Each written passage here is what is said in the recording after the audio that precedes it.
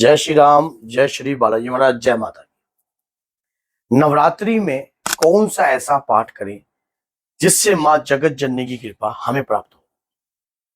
देखिए, जैसा कि आप जानते हो, नवरात्रि का पावन अवसर जो होता है वो शक्तियों को जागृत करने के लिए होता है। उस दौरान हमारा संपर्क हमारी शक्तियों से होता है और जो आपके इष्ट आराध्य की जो आप पूजा करते हो, उस समय उन्हें मनाने, उन्हें प्रसन्न करने के लिए आपका वो पावरफुल समय होता है। ऐसे समय पर हमें क्या कार्य करना चाहिए? अगर मैं आज आपको बताऊं, ऐसे समय पर आपको एक ही कार्य करना चाहिए, एक दिव्य पाठ करना चाहिए। कौन सा है वो पाठ? दुर्गा सप्तशी का पाठ। दुर्गा सप्तशी का पाठ महाबली भी है और सुंदरकारी भी है और हर प्रकार के सुख प्रदान करता है। लेकिन किस तरीके से करना चाहिए, कैसे करना चाहिए? देखिए, माँ दुर्गा का अगर यह पाठ आप करते हो, ये आपको जीवन में सुख प्रदान करता है। इस पाठ से आपको वो परम सुख प्राप्त होगा जिसकी आप कल्पना भी नहीं कर सकते, क्योंकि समस्त शक्तियां उस समय पर प्रसन्न होती हैं। और जब प्रसन्न होती है, ऐसे पर अगर आपके ऊपर दुख है, आप पीड़ा में हो, आप बहुत ज्यादा परेशान हो, आपको कोई रास्ता नहीं दिख रहा है, आपने बहुत जगह सारा कुछ सब काम कर कर आप थक गए हो, हार चुके हो आप, तो दुर्गा सप्तशी का पावन पाठ कर लीजिए इस नवरात्रि। इस शरदकालीन नवरात्रि के अंदर भगवान राम ने भी माँ दुर्गा को प्रसन्न किया था। माँ दुर्गा को प्रसन्न करने के बाद ही रावण पर विजय हासिल करी थी। शत्रु मानता नहीं है, बार बार आपको परास्त करने की कोशिश करता है। कुछ ऐसा कार्य है जैसे कि आपके पितरों पर बंधन है, आपकी कुल देवी देवता पे बंधन है, तो एक काम करना है, एक नारियल लेना है। पाठ करने से पहले कुछ मैं आपको बताता हूँ, विधि विधान तो चैनल पर वीडियो बनी हुई है, आप देख लेना। जैसे आप कलश स्थापित करते हो, सारा कार्य करते हो सके तो उसके ऊपर भी एक नई वीडियो बन जाएगी।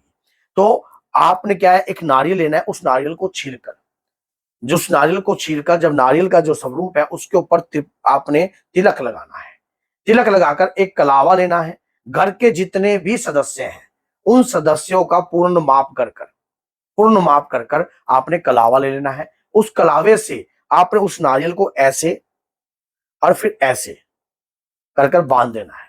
बांध कर अगर अखंड दीप आप लगाते हो तो अखंड दीप के आगे रख देना।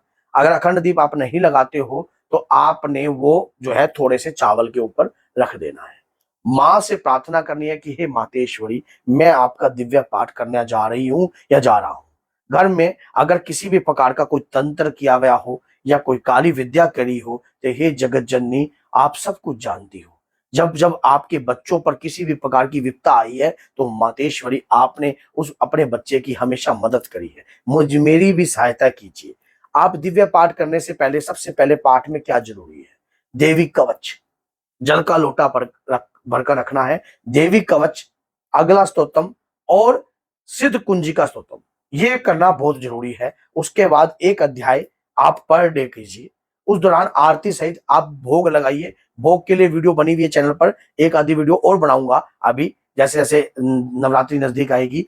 तो उस दौरान आपने जब ये अध्याय किया, कभी भी दुर्गा सप्तशी जैसा पावन पाठ निर्मल स्वर में नहीं किया जाता, ऊंचे स्वर में किया जाता है कि हे मातेश्वरी, हे जगत जननी, मेरी बाहों को कील दीजिए, मेरी बाहों को कील दीजिए, मेरे शरीर के इस अंगों को कील दीजिए। हे परम सुंदरी, हे जगत माँ, हे कल्याणमय देवी मातेश्वरी, आपके श्री चरणों में मेरा प्रणाम है।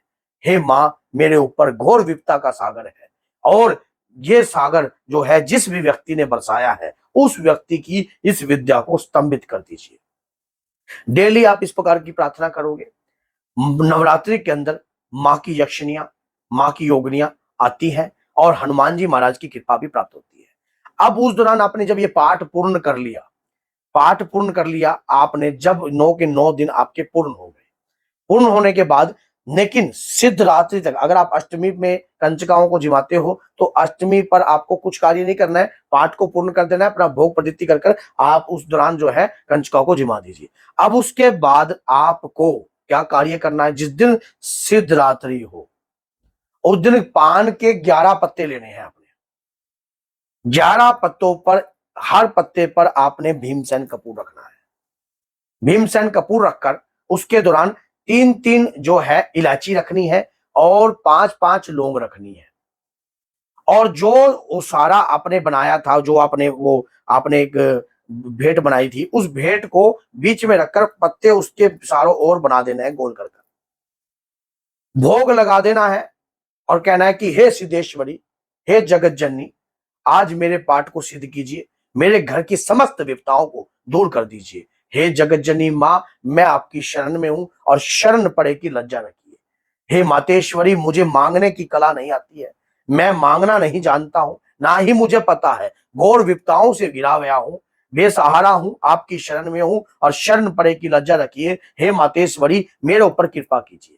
जैसे ही आपने इस प्रकार की प्रार्थना करोगे, आप माँ की कृपाएं, माँ की योगनियाएं, माँ की यक्षिणाएं आपके ऊपर कृपा करेंगी। और नवरात्रि में जिस करुणा से आप ध्यान कर रहे हो, जिस करुणा से आप पाठ कर रहे हो, और जिस प्रकार से आपके अब जिस भक्ति से आपका पाठ होगा, उस भक्ति से आपको कृपा प्राप्त हो जाएगी। अब जो उसारा आपने रखा था, जब ये सारा भोग लग जाए, उसके बाद वो उसारा लेकर घर के सभी प्राणियों को ऊपर से 7 बार वार कर आपको अपने घर में, जब माँ दुर्गा के पास आपने उसकी भेंट दे देनी है। वो कलावा नहीं तारना है, वो कलावा नहीं तारना है, उसका कुछ हिस्सा जो कलावे तक और जो अलग हो जाए, उस सारी की सारी जो भी भेंट है, उस सबको आपने बहती दरिया में प्रवाहित कर देना है, पीछे मुड़कर नहीं देखना है। ये बात याद रख लेना, जिस दिन सिद्धरात्रि का दिन होता है, आप जो भी अर्पण करोगे, उस दौरान आप वो भी अर्पण कर सकते हो, पीछे मुड़कर मत देखना। जो भी अला, जो भी बला, जो भी तंत्र, जो भी क्रियाएं की भी होंगी, वो सब बह जाएगी। ये आपके पाठ का फल होगा। इस करुणामयी जगत जननी माँ दुर्गा का कृपा होगी आपके ऊपर, आपकी कुल की शक्ति की कृपा होगी। आपकी कुल की शक्ति के ऊपर अगर कोई वचन बंद लगा होगा, उस भेंट को देने उपरांत वो वचन खंड हो जाएगा। उसके दौरान अगर पितृ पर कोई बंधन किया गया होगा, तो पितृ बंधन समाप्त हो जाएगा। अगर आपके कुल की कोई शक्ति होगी, वो भी बंधन में होगी, वो भी वचन बंद होगी, तो वो भी उत्कीलन हो जाएगी।